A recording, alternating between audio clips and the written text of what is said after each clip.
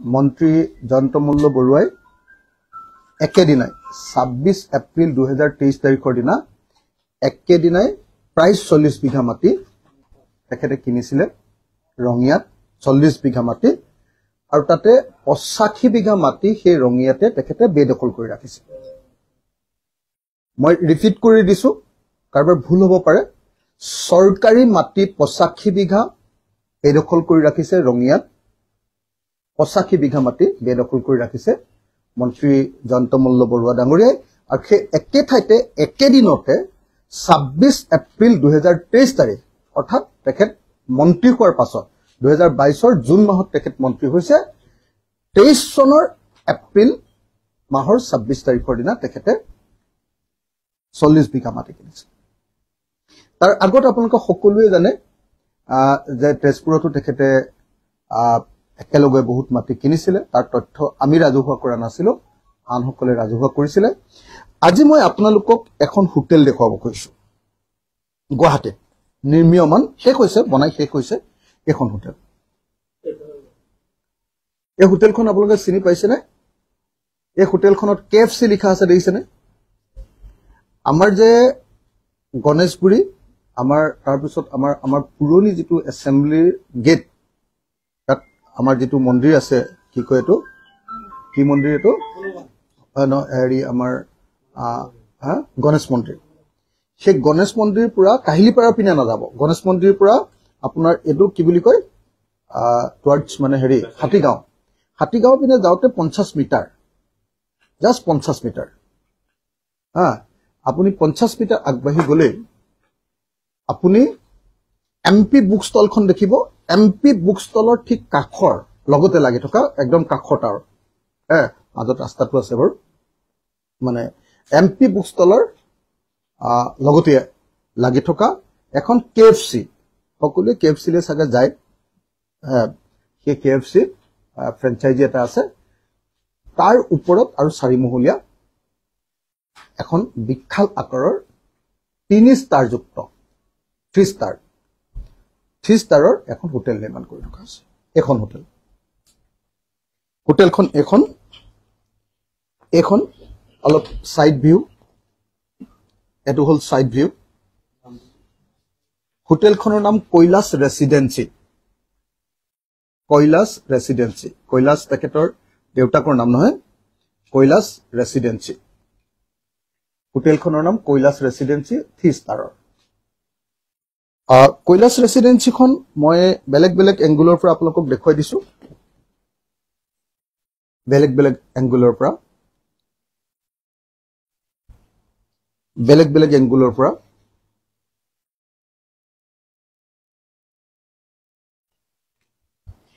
বেলেগ এংগুলৰ পৰা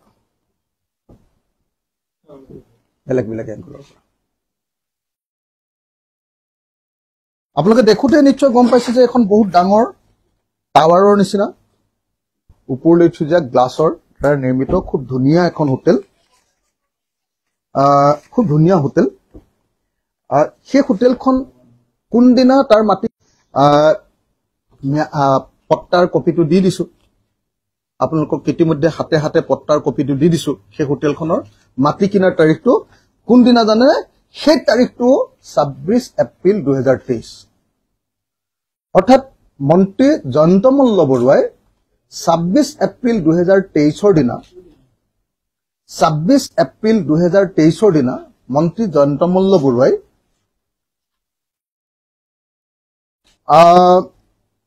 তেখেতে কিনিছে 26 এপ্ৰিল যিদিনা ৰঙিয়াত মাটি কিনিছে সেই দিনটোত মাটি কিনিছে তেখেতে ৰামেশ্বৰ তালুকদাৰ দেউতাকৰ নাম স্বৰ্গীয় নিধন তালুকদাৰ ৰামেশ্বৰ তালুকদাৰ অসমৰ এজন অতি কুখ্যাত মাটি দালাল বুলি আপোনালোকে নিশ্চয় জানে সকলোৱে ৰামেশ্বৰ তালুকদাৰ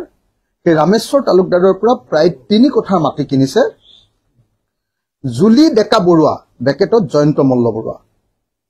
দুৰ্গা মন্দিৰ নলবাৰী সানকুছি নলবাৰী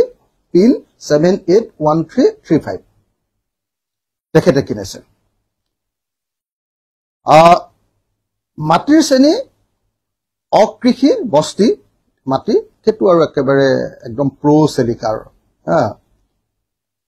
তো নামজাৰি কৰিছে আপোনাৰ শ্ৰী নলিন চন্দ্ৰ বুঢ়াগোহাঁই আৰু শ্ৰীমতী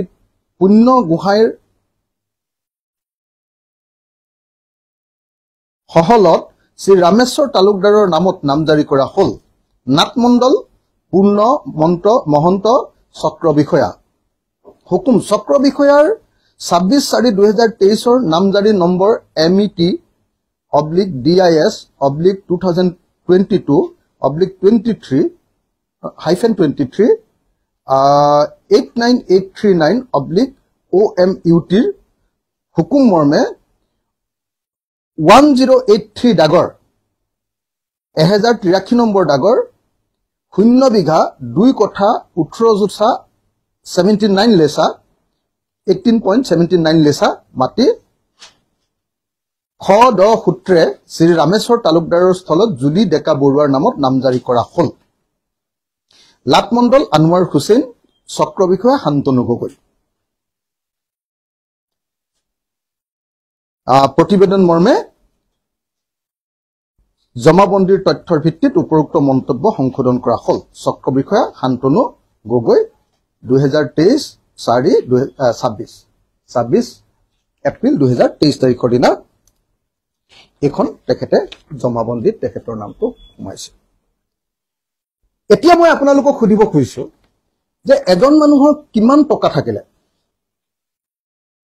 একেদিনাই ৰঙিয়াত 40 বিঘা মাটি কিনিব পাৰে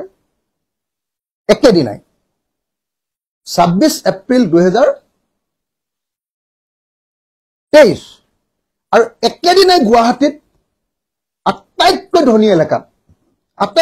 এলেকাত তাত মাটিৰ মূল্য নাথাকে তাৰমানে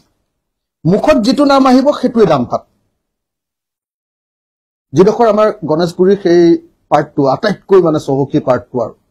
সেই পাৰ্টটোত মানে মাটিৰ কোনো মূল্য নাথাকে আপোনাৰ মুখত যিটো আহিব মালিকৰ সেইটো তাত মাটিৰ মূল্য এটা কথাত যদি কোনোবাই কয় যে নহয় 10 কোটি টকা তেতিয়াহ'লে 10 কোটি টকাই তাতে এটা কোনেও নাজানে কিমান টকা গতিকে তেনেকুৱা 3 কঠা মাটি একেদিনাৰ ভিতৰতে মন্ত্ৰী জয়ন্ত মল্ল বৰুৱাই ক্ৰয় কৰিছে মই আপোনালোকক মাটিৰ পট্টাখন দি দিলো আপোনালোকক হোটেলৰ তথ্যখন দি দিলো আৰু হোটেলখন সবে চিনি পাব এতিয়া কাৰণ সেইডোখৰ যিখন KFC সেই KFC খনত গৈ আপোনালোকে একাপ কফি মই কালি কোল কফি এটাও খাই আহিছো তাতে জুলি ডেকা বৰুৱাৰ নামতে হয় আৰু ইন্টাৰেষ্টিংলি মই আৰু বহুত বেছি কথা ক'ব নোৱাৰো কাৰণ প্ৰসেস চলি আছে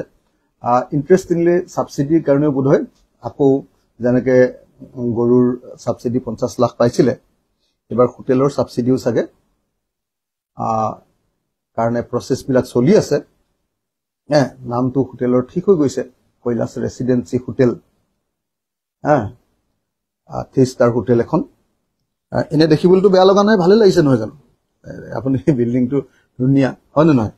একদম ধুনিয়া বিল্ডিং এটা তেখেতে নিৰ্মাণ কৰি আছে